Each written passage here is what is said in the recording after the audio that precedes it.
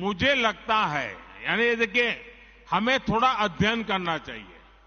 मुझे लगता है कि जो भी 3 तलाक के पक्ष में बातें करते हैं,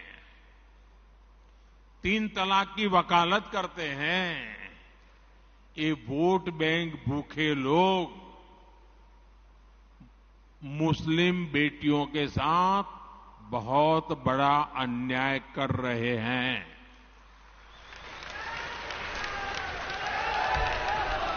अच्छा, कुछ लोगों को लगता है कि भाई ये 3 तलाक से तो सिर्फ महिलाओं की बात हो रही है।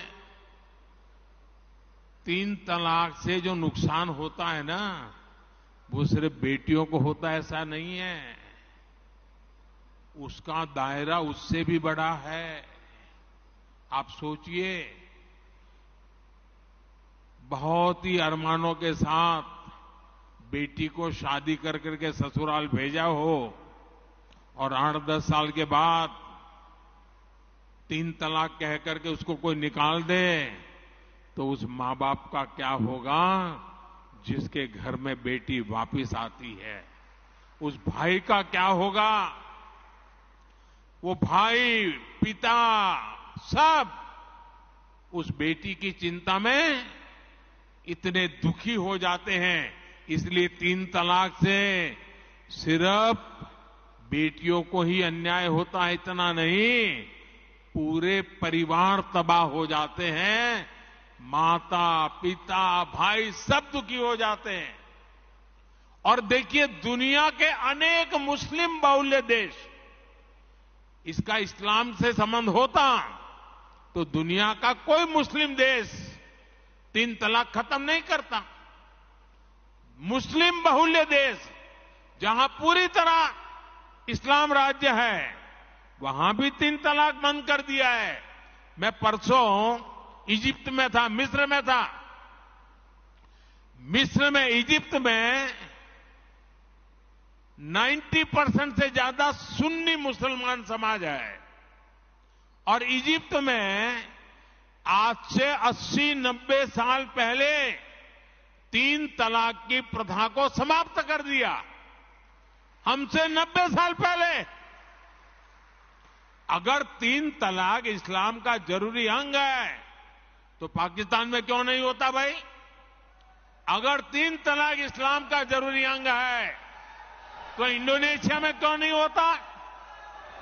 अगर 3 तलाक इस्लाम का जरूरी अंग है तो कतर, जॉर्डन, सीरिया, बांग्लादेश, ये तो सारे मुस्लिम बस्ती वाले देश हैं, वहां पर उनको बंद क्यों कर दिया?